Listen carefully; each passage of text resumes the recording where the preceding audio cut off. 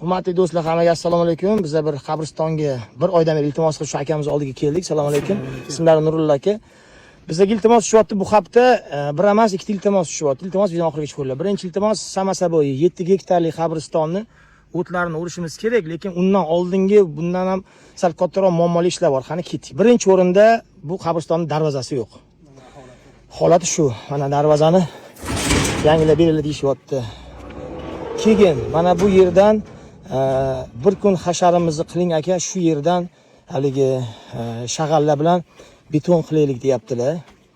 Mana bu navesi Obod mahallaga tushganda davlat tomonidan qilib berilgan ekan, lekin shu tovutni olib kelganda kuz, qish oylarida loy balchiqdi. Mana bu yerda beton qilinmagan. Ya'ni mana bu joyini ham aylanasiga beton qilish kerak, lekin beton qilish uchun greder bilan tekslashimiz kerak, texnika kelish kerak. Bir mashina qum bilan mana bu shag'alni yaxshi niyat qilib to'kib berishgan ekan, lekin mana bu joylarni shifo qilishimiz kerak ekan. Mana shu katta maydonni, mana shu katta necha kvadrat bilmasam endi 300-400 kvadratmi. Mana shu hamma maydonni beton qilib beringlar, bir kun hashar qilib, aka bu yakshanba beton qilaylik, keyin yakshanba o'tlarini tozalasak bo'lmaydimi deb iltimos qilyaptilar. Va mana qabrlarni ko'ryapsizlar. Mana bu yo'l balchiq loy bo'ladi.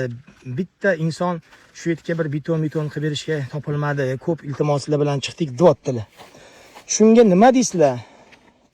Bir kunni mo'ljallasak, masalan, yakshanba agar qila olsak, misol uchun bu yakshanba misol uchun qila olsak, birinchi mana shu betonlarini qilib berib, mana ko'ryapsizlar.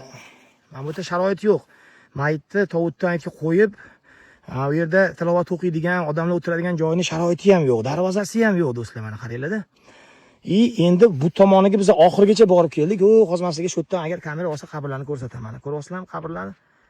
8 gektarga yaqin, ya'ni 7 gektardan oshiq joy. Mana bu yergacha yo'lak qilib beriladi deyaptilar. Buning uchun bizga albatta nima kerak bo'ladi? Shag'al, beton, sement va qo'l mehnati albatta. Kamida 300 kishiga ish bor bu yerda.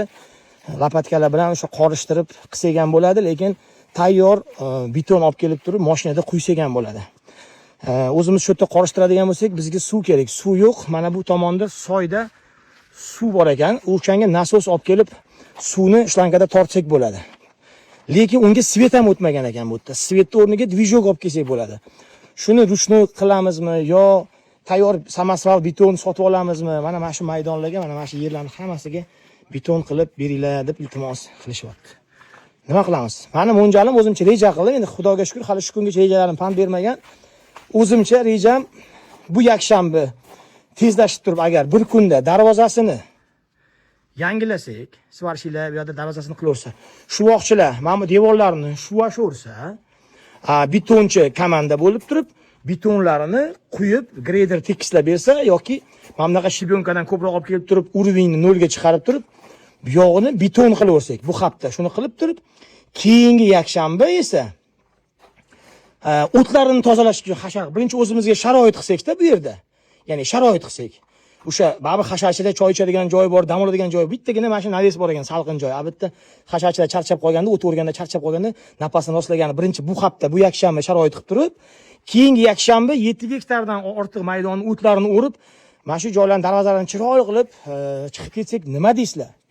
Ko'pchilik bo'lib kommentda fikr bildiramiz, ovoz beramiz.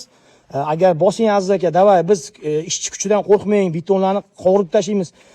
Olib keling bayoklarni hamma ketmonlar, lapatkalar bilan, sakovlar bilan kelamiz. Mana shu hamma joyiga betonlarni quyib tashlaymiz, bir kunda bitiramiz. Shu voqchi bolalar bor, men shu voqini qilib beraman deydigan bolalar bo'lsa, bu yakshanba desanglar, fikrlarni qoldiringlar iltimos. Menga juda bir qiziq bo'lyapti bu proyekt. Agar bu proyektni amalga oshirsangiz, albatta juda zo'r ish qilgan bo'lardik. Va keyingi hafta mana shu o'zimiz kelib obod qilgan, o'zimizga beton qo'ygan, sharoit qilgan mana shu yo'laklarimizda, misol uchun, mana yo'laklarga ham quyamiz. O'tlarimizni tashib, tozalab, apparatlarimiz bilan o'tlarni ham o'rib chiqib ketardik. Fikrlarni kommentlarda kutamiz.